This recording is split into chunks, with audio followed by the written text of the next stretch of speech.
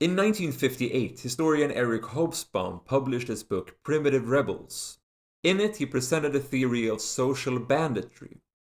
Hobsbawm suggested that banditry can be considered a form of justified revolt or social resistance carried out by members of oppressed groups or classes.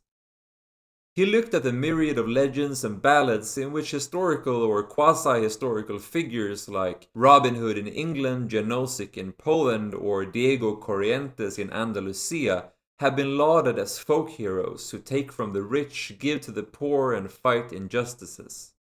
A few decades before Hobsbawm published his book, Europe had seen the rise of a new anarchist tendency, illegalism.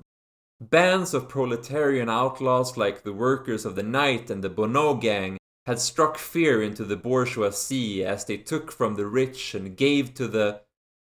Well, I suppose that's where things get kinda murky. What is a bandit? Who becomes one, and why? Are their actions justified?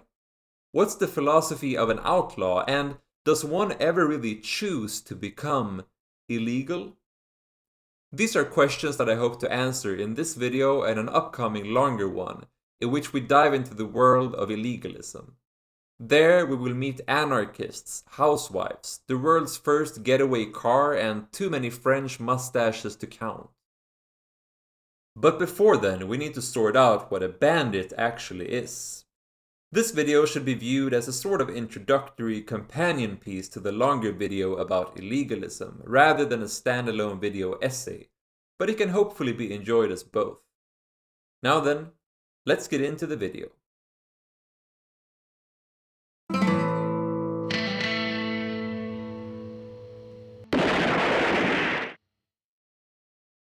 What is a bandit? Fairly simple question. A bandit is an outlaw. Someone who lives outside the law and survives by illegal means, like robbing. But this doesn't actually tell us much about bandits. A better question might be, who is a bandit? And to this question, there's not as easy an answer. A lot of people have a tendency to conflate legality with morality. Someone willing to break the law isn't just considered illegal, but immoral. This is obviously a misconception. Legality is not morality. Seeing a law as unjust and deciding to break it is not inherently immoral. On the contrary, it can sometimes be the only moral thing to do. I'm going to attempt to clear this misconception up by considering a couple of historical examples. Then I'm going to answer the question of who is a bandit.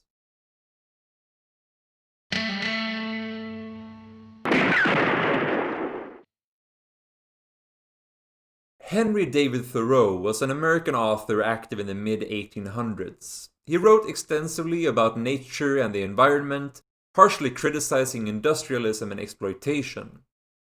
Thoreau was both an abolitionist and a strong opponent of the US imperialist war against Mexico. For these reasons he refused to pay taxes, because of which he was jailed in 1846. A couple of years later, he gave a speech about this experience, a speech that was then turned into an essay. Thoreau wrote, "A man cannot without disgrace be associated with this government. I cannot for an instant recognize that political organization as my government, which is the slave's government also. All men recognize the right of revolution, that is, the right to refuse allegiance to and to resist the government when its tyranny or its inefficiency are great and unendurable. When a sixth of the population of a nation which is undertaken to be the refuge of liberty are slaves, and a whole country is overrun and conquered by a foreign army and subjected to military law, I think that it's not too soon for honest men to rebel and revolutionize." The essay, which came to be known simply as Civil Disobedience, would go on to inspire many, including Martin Luther King Jr. and Mahatma Gandhi. But the term civil disobedience can be somewhat misleading and has often been subject to misinterpretation, as the word civil has multiple different meanings. In one sense, it means polite, which is basically how Gandhi seemed to have interpreted it, i.e. to mean a sort of polite, non-violent disobedience. That is, however, not how Thoreau used the word, which is clear if we look at the actual title of his essay, Resistance to Civil Government.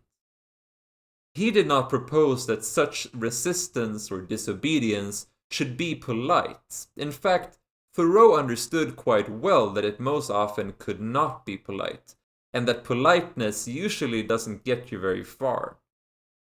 And in case there's any doubt regarding Thoreau's stance on this, let's look at his support for John Brown. John Brown was a militant abolitionist advocating for armed insurrection in order to abolish slavery. He was both inspired by and in turn inspired Frederick Douglass, who after having heard what Brown had to say, claimed he was no longer sure that slavery could ever be abolished through peaceful means.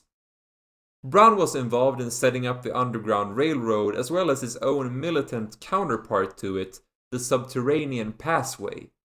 Leading a band of abolitionists, Brown carried out bloody attacks against slavers and defenders of slavery. In 1859, he led a raid against the Federal Armory. The purpose of the raid was to seize the armory in order to arm slaves and ignite a slave rebellion. Sadly, the plan failed. Brown was caught and later executed for treason, murder, and inciting a slave insurrection.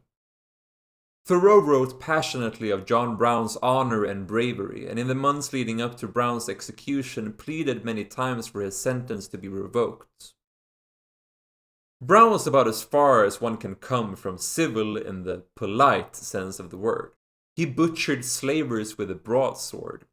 Brown, like Thoreau and Douglass, understood that civil only gets you so far and that sometimes the circumstances call for some uncivility.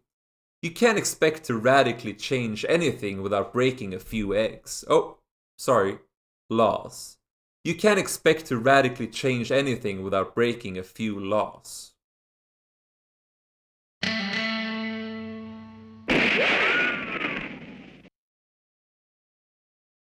During the Second World War, the Nazis engaged in what they called Bandenbekämpfung. Literally translated, this means bandit fighting or combating of bandits. So who were these bandits that needed combating? Well, they could be resistance fighters, guerrilla groups, partisans, or just members of the civilian population that appeared problematic to the Nazis. Really, anyone could be a bandit. If you seemed like a potential threat to their authority, the Nazis would brand you a bandit and persecute you. Remind you of something?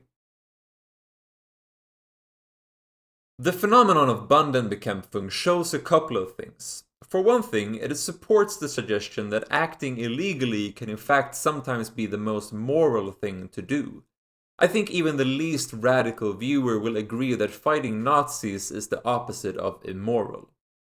But furthermore, it illustrates the power and importance of language. See, before it got rebranded as bandit fighting, the previously described Nazi pastime was called Partisanenkämpfung, i.e. the combating of partisans. Himmler decided to rebrand it in 1941, and it's easy to see why. What sounds better, fighting partisans or fighting bandits? By saying that you're fighting partisans, you're admitting that there are partisans, thus in some way acknowledging that there might be legitimate resistance to your power. By instead branding your enemies as bandits, you make it appear as though you're simply dealing with criminals, and what law-abiding citizen wouldn't support such an effort? Our choice of words is important, but that choice is often made for us. The hegemonic group in society will always work to sway the discourse in order to maintain their hegemony. When Donald Trump says that Antifa will be designated a terror organization, I'm fairly sure that he and the people around him knows just how ridiculous that is, not to say unconstitutional. But they don't need to actually designate Antifa a terror organization. It's enough that they and their pundits keep repeating the words Antifa and terror organization over and over until they stick. Their goal is not to put anti-fascists in Guantanamo, although make no mistake, they definitely wouldn't hesitate to do so if given the chance. No, their goal is to make Antifa terrorists, outlaws, and villains in the eyes of the public. Trump calls anti-fascists terrorists for the same reason that the Nazis called them bandits. Because language is power, and to control language is to hold power.